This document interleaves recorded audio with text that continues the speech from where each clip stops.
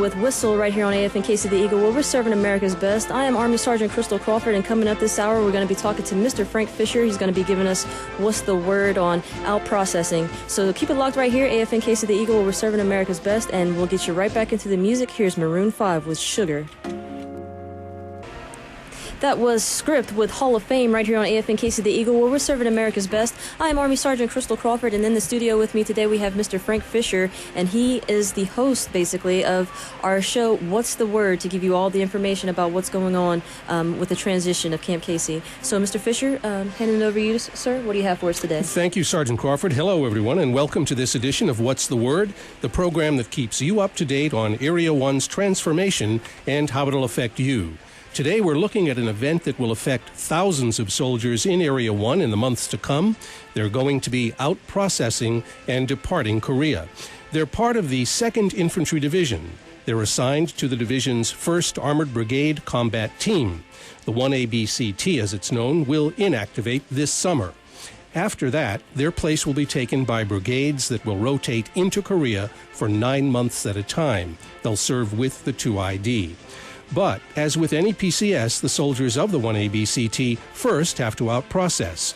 And because such a large group will be doing that, the Army has worked out a careful plan to make the process smooth, efficient, and thorough.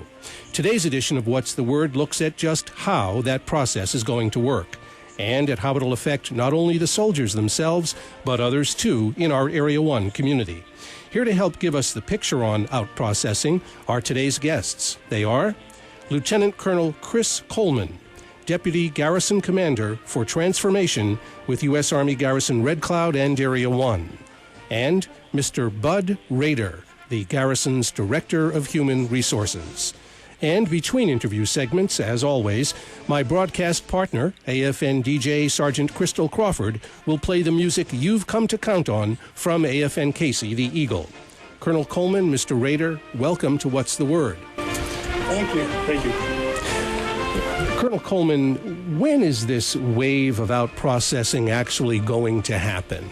Well, the wave of the out-processing will start this summer, and it's tied to the inactivation of the 1ABCT. We'll see, as you were saying, 3,000 to 4,000 people depart in the month of June and July, over a 4 to 5 week period. Mm-hmm.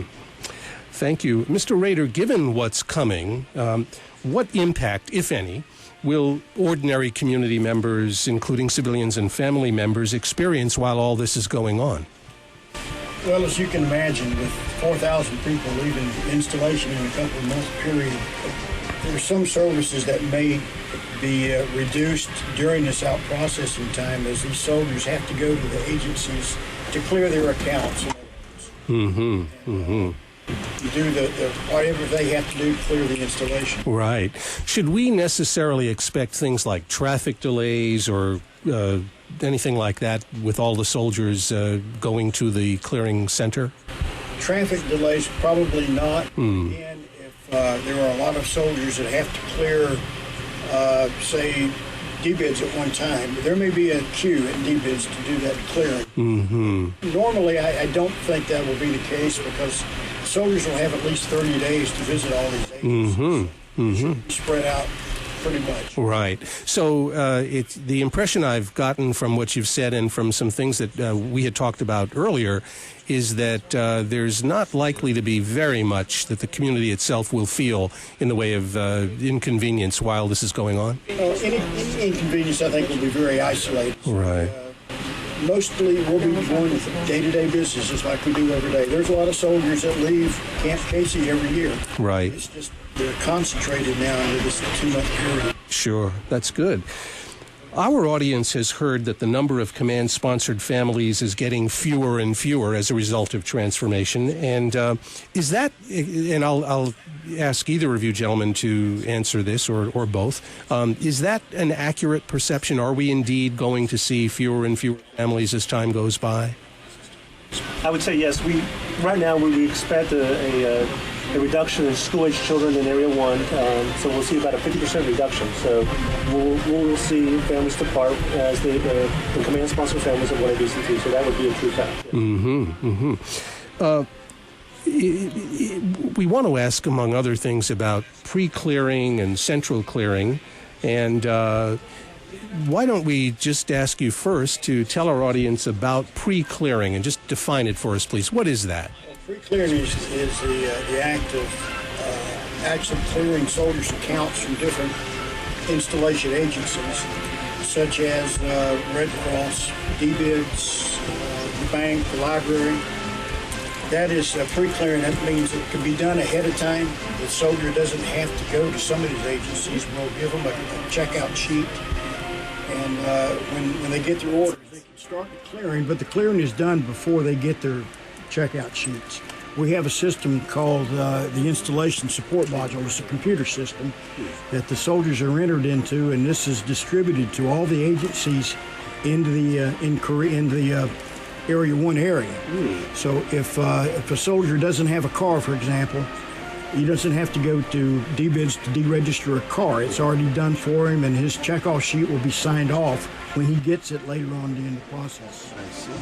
So just to add on to that, I mean, right now there are possibly 19 things you have to clear on the checklist, and we're hoping most soldiers will be able to clear 11 of those 19. So almost over 50% of those agencies will be cleared before the soldier gets his clearing papers. That's terrific. Yes. And what about the central clearing? Just very briefly. What is, and we'll go into more detail on both of these things in the next segment, but just briefly, what is installation central clearing? We have just 30 seconds. And then real quick, what that is for all those agencies that they cannot clear in pre-clearing, we'll have a centralized location. We'll bring the agencies in, and the soldiers can clear in one spot, one location. Great, thank you. And back to Sergeant Crawford for the break. All right, thank you so much, Mr. Fisher. We'll get you back to some more music right after this quick break. All right, American Authors with Believer right here on AFN Casey the Eagle, where we're serving America's best. I am Army Sergeant Crystal Crawford, and we're still in the studio with Mr. Frank Fisher, and he's going to tell us what's the word. What do you got for us, Mr. Fisher? Thanks, Sergeant Crawford. Hello again, and we're looking at the big wave of soldier out-processing that will be happening in coming months as the 1st Armored Brigade Combat Team of the 2nd Infantry Division inactivates. Our guests are Lieutenant Colonel Chris Coleman, Deputy Garrison Commander for Transformation with U.S. Army Garrison Red Cloud and Area 1, and Mr. Bud Rader, the Garrison's Director of Human Resources. We said earlier that among the things that are going to be happening is, as part of transformation in Area 1, is that, yes, indeed, as you may have heard, the number of families is getting fewer and fewer, and that's reflected even now in the fewer number of students at the Casey Elementary School. We talked also in the previous segment about how there will be a great deal of out-processing activity this summer as these 1 ABCT soldiers clear the installations. And we're going to take just a moment before we go a little more into detail as to what that process will look like. We're going to take just a moment to ask about the civilians in the Area 1 population. We've heard that the families will be fewer. What about Colonel Coleman, what about the civilians? Will there be a corresponding drop in the number of civilians here? No, there really shouldn't be. The civilian population will stay mostly the same because we're losing the 1 ABCT, but they're being replaced with a rotational force of equal size. So we still have to provide all those garrison activities and services to the population. So much of the civilian population supporting the soldiers will still be here. I see. Thank you. We did want to go back to what we were talking about in the previous segment, pre-clearing and the installation central clearing. Let's tell our audience a little bit more about that. What will this This is at the, we should tell them, this is at the Camp Casey Community Activity Center. And describe for us, please, let's give them a picture of just what this central clearing setup would look like. Well, we envision about 16 tables, because there's 16 different stations that the soldier has to clear, and they're going to set it up at the CAC Center around the corridor. So you'll start at one end of the CAC and you finish up at the other end. By the time you finish going through these stations, your clearing paper should be stamped and ready to go, and they'll take it, and you're ready to pick up your ticket and book out of Korea. Mm-hmm. And Colonel Coleman, did you want to add anything to that particular aspect of it? No, and the other thing is we're coordinating with the departing unit's headquarters, and so this will be a controlled process. You know, we'll be doing this out processing, centralized by unit, and we're still developing that plan as we get closer and closer. Will be refined, but yes, it's going to be a out processing centralized out processing by unit, most likely. And in fact, on that note, I understand from a few days ago that there's very close coordination, as you just said, with the units, and the units are very deep into the whole matter of letting the soldiers know, making sure that the soldiers know by the numbers what has to be done and when. Is that correct? Yes. We actually have a weekly coordination meeting with the leadership, and the staff coordination is continuous with them. Right. Let's talk a little more, please, about pre-clearing. Let's remind the audience of what pre-clearing is. It is an arrangement under which the soldiers who have to out-process can be spared having to make unnecessary trips to various places. For example, the library. If you never opened a library account, then when you're clearing, you don't have to go to the library. If you don't have an account with the cable company, you don't have to go there to clear that. Is that an accurate summary of things? Yeah, that's two or three of the places a private soldier probably would not have to go. Other places like ration control, DOD schools. If you don't have any children in the school, of course, you wouldn't have to go out-process there. ASAP, if you haven't been in the ASAP program or don't have a drinking problem, you probably won't have to go to ASAP. Education, same with that. So there's, say, about 11 of them that you probably would not have to go either in person. It can be done before you even get your out processing sheet. The time you get your clearance papers, all that should be signed off on. And it's probably worth telling our audience that, in fact, what makes it possible to do this pre-clearing is a computer system, basically. Is that correct? Right. It's a computer system called ISMS. ISMS has a portion of it called OutProc. OutProc notifies the different sections that you are out processing, and they'll check your records to see if you have to come by or not. You don't have to come by, you'll get pre-cleared by computer. Thank you. Now back to Sergeant Crawford for the break. Thank you, Mr. Fisher. Some more music coming up your way in a second, but first here's your Casey update. All right, Katy Perry with I Kissed a Girl right here on AFN Casey the Eagle, where we're serving America's best. I am Army Sergeant Crystal Crawford, and you're listening to What's the Word with Mr. Frank Fisher. He is the Area 1 Public Affairs Officer, and he's here to tell us what's the word. Thank you, Sergeant Crawford. Hello again. We're talking about the big wave of soldier out processing that will happen as part of the inactivation this summer of the 1st Armored Brigade Combat Team. We've heard in our previous segment how the pre-clear process will save soldiers time by sending them only to those places where they actually have accounts or other business. Colonel Coleman, would you tell us, please, what those stations are, those clearing places are, that soldiers cannot be pre-cleared from? Some of those stations will be the medical and dental. They'll actually have to go by those locations and get cleared from those stations. CIF, obviously you can't pre-clear a CIF until you turn your gear in. This is another one. Housing for soldiers who have signed for their quarters from the Garrison, which would be senior leaders, senior NCOs and officers, will have to clear from the housing office. Those are the primary ones. Also behavioral health, and also transportation. Obviously, you can't pre-clear transportation. You need to go physically to those locations in person, and have face-to-face with these organizations to clear. I see. Thank you. And speaking of transportation, that actually brings us to one of the very important aspects of transformation, and that is what soldiers have to do if they own a vehicle of their own. Vehicle deregistration, as it's called. Would you tell us about that, please? Right. Okay.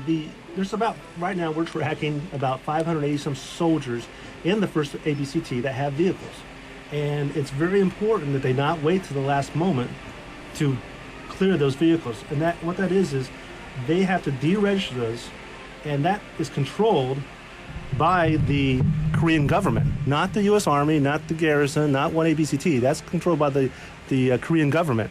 So they need to deregister of a SOFA vehicle is done with the city at the Casey Pass and Vehicle Registration in Mott Hall. And that is only done from 1,300 hours to 1,630 hours, Monday through Friday. I see. So, and there's actually a lot of rules about how you can deregister, and we'll be sending out some more information on that, who you can and cannot sell your vehicle to, and what the soldier needs to do. But the soldiers will not be able to out-process unless they have cleared their vehicles. And either that's, if it's a vehicle they can ship back home, that's one way, or they can sell their vehicle, but they have to clear those vehicles. And the information in detail on how to do that, where to go, the hours, that kind of thing, do I understand that that's the kind of information that is going to be made available to the soldiers? Yes, we'll put out some more information to the units, and that we pass down to the soldiers. But the deregistration will take place at Mott Hall. That's the location. They'll have to take pictures of their license plates. They will check to see if you have tickets, to see if you owe money. Obviously, you have to pay your bills to not only to the U.S. government, but also to the Korean government when you deregister and out process. Yes. And why is it so important why is it important that this be done properly, both from the perspective of the U.S. Army and from the perspective of the individual soldier who owns a has his or her own vehicle? Well, I mean, there's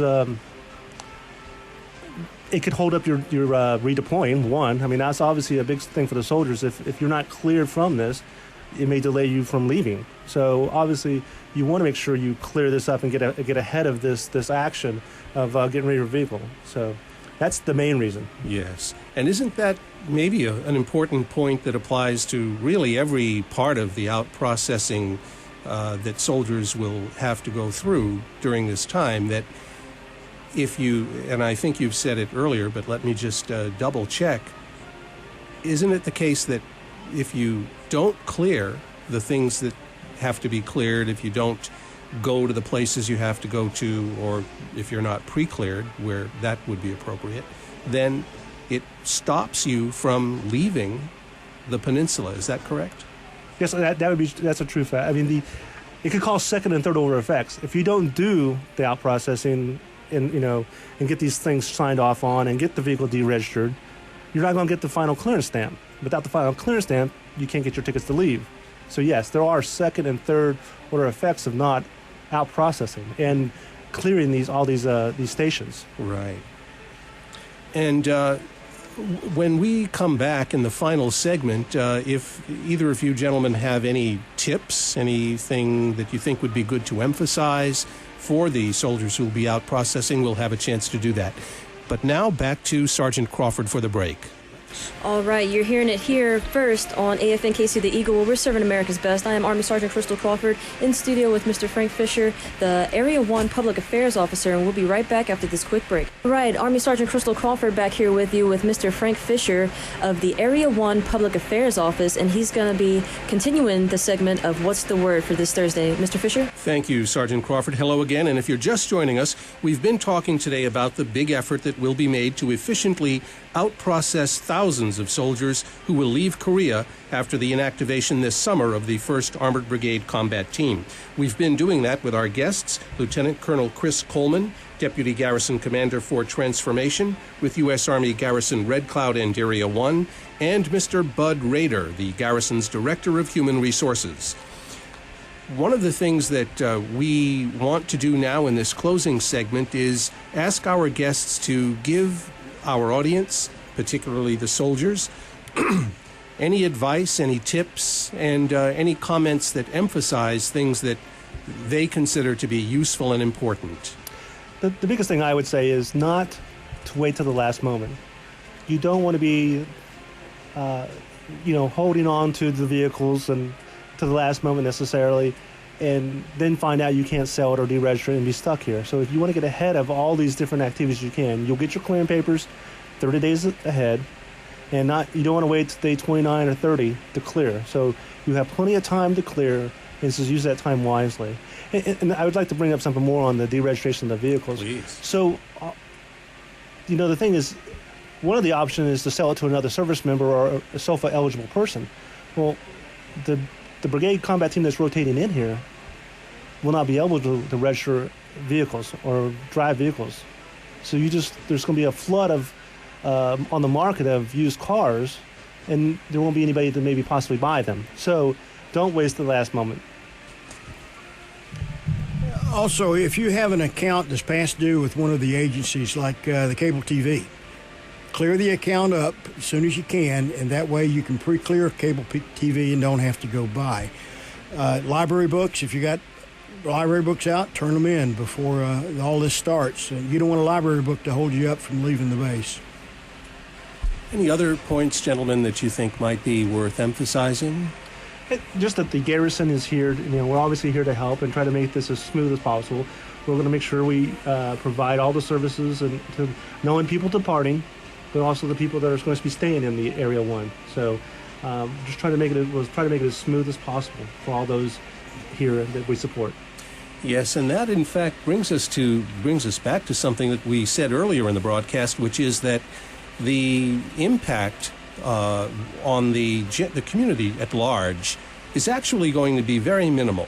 The soldiers themselves who are clearing are of course going to be the people who are going to be right in the middle of this whole process, but there might occasionally be an office that has its staff at the clearing center helping the soldiers out process, and that particular office might have to reduce its hours for part of a day or something like that.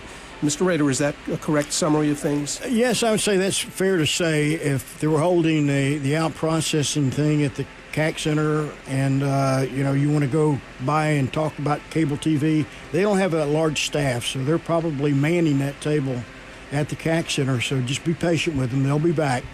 And I'm sure they'll put out the hours that they'll be available during this time. Thank you. I want to let our audience know that in future broadcasts, we'll be putting you in the know on the closing next year of the Casey Elementary School, on how transformation will affect bus and taxi service, and many other topics too. Those are just a few of the many transformation topics we'll be highlighting for you here on What's the Word. Our thanks to today's guests, Lieutenant Colonel Chris Coleman, Deputy Garrison Commander for Transformation with U.S. Army Garrison Red Cloud and Area 1, and Mr. Bud Rader, the Garrison's Director of Human Resources. What's the Word airs every other Thursday at 3 p.m. Our next broadcast will be 2 weeks from now, Thursday, April 16th, from 3 to 4 p.m. here on AFN Casey Radio. Our next Area 1 transformation topic will be next year's closing of the Casey Elementary School. I'm Frank Fisher of the Area 1 Public Affairs Office, and I've been your host for What's the Word, handing back now to my What's the Word broadcast partner, AFN Casey DJ Sergeant Crystal Crawford. Until next time, thank you for joining us. Here's Sergeant Crawford. All right. That was What's the Word. Now getting you right back into some music, and I'll be right back with you for the next hour here on AFN Casey the Eagle, serving America's best.